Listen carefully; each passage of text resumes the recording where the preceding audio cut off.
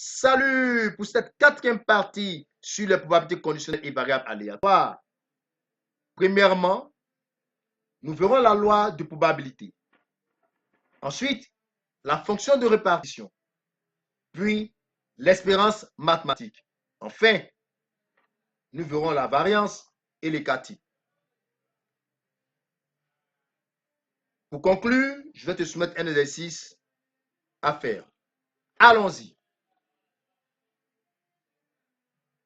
C'est quoi une variable aléatoire? Retiens tout simplement que c'est le résultat d'une expérience. Exemple, au lancer de dés, le résultat affiché par chaque dé ou les résultats affichés par chaque dé sont des variables aléatoires. Et également, la somme des résultats affichés est aussi une variable aléatoire.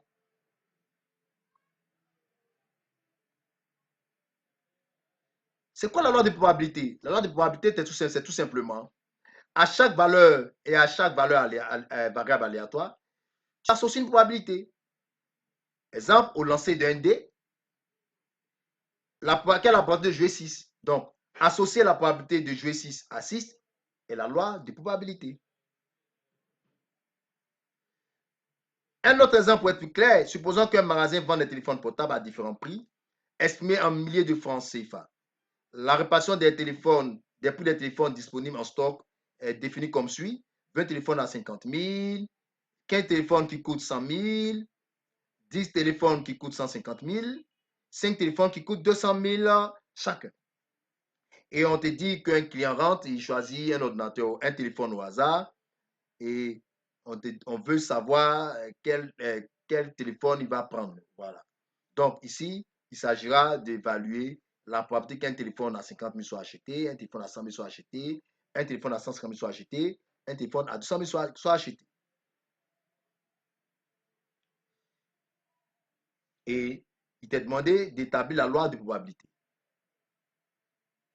Et pour établir la loi de probabilité, comme je te l'ai dit, il s'agira tout simplement de déterminer la probabilité qu'un téléphone à 50 000 soit acheté, un téléphone à 100 000 soit acheté, un téléphone à 150 000 soit acheté, un téléphone à 200 000 soit acheté. Donc, associer la probabilité à ces différents montants est la loi de probabilité. Donc, pour le faire, nous allons faire un tableau récapitulatif et nous allons tout rentrer à l'intérieur. Donc, pour calculer la probabilité, déjà les X, nous les avons, les variables, nous avons dit que les prix des téléphones, c'est 50 000, 100 000, 150 000 et 200 000, qui sont les différentes valeurs que peut prendre X.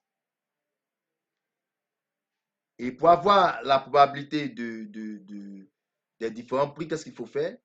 Il faut avoir le nombre total de probabilités, puisque la probabilité d'acheter un téléphone à 50 000, ça va être le cardinal de 50 000 sur l'univers. Donc, il faut avoir l'univers. Et notre univers, c'est 20 plus 15 plus 10 plus 5, le nombre total du téléphone. Il nous fait 50.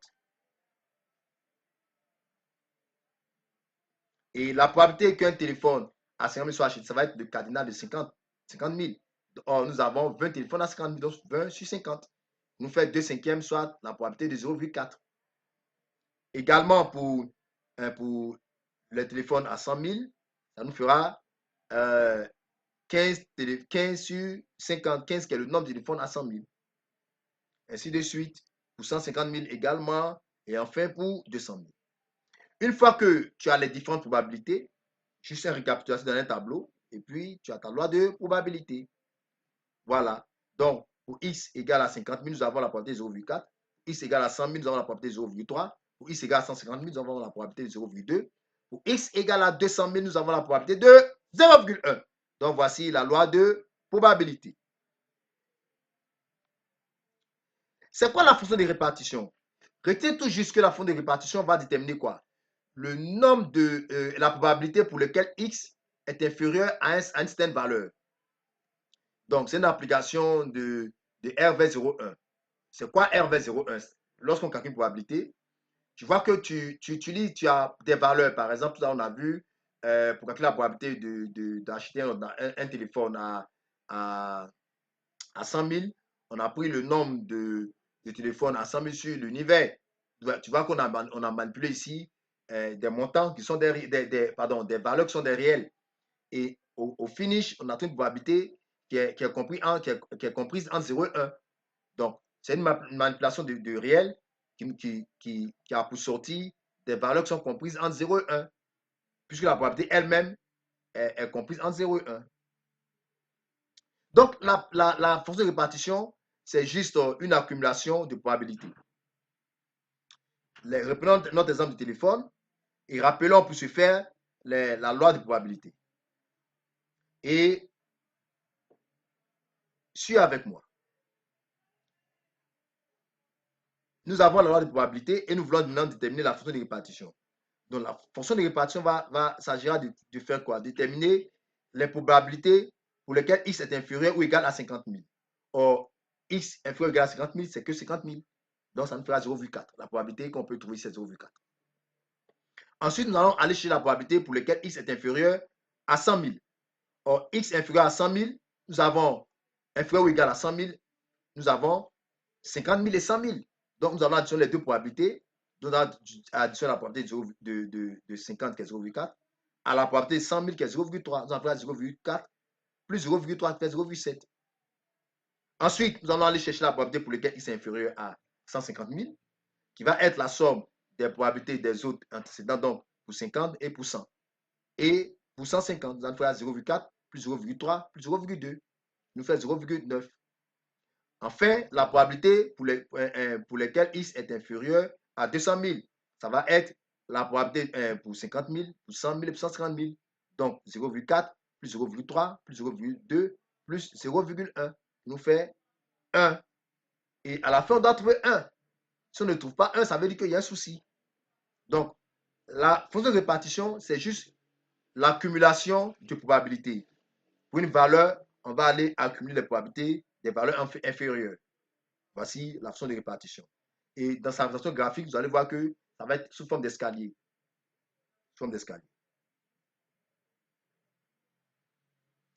L'expérience mathématique ou la moyenne.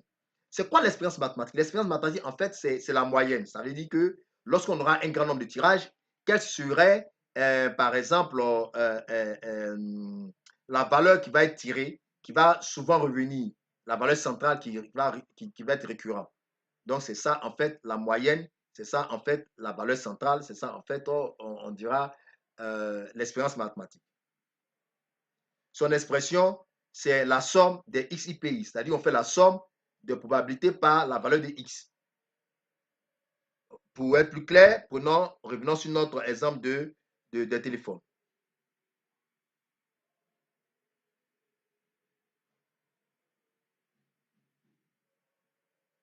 Donc, rappelons notre loi de probabilité qui est notre tableau.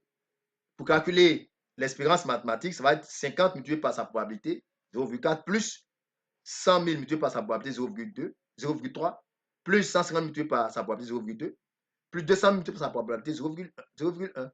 Donc, voilà ce qui nous donne l'expérience qui est de 100 000. Donc, la valeur centrale de notre achat, c'est 100 000. Ça veut dire que lorsque on aura fait de nombreux tirages, ce qui va souvent revenir, qui va souvent revenir, ça va être 100 000. Donc, c'est l'estimation de la tendance centrale. Donc, l'expérience mathématique permet de faire une prévision.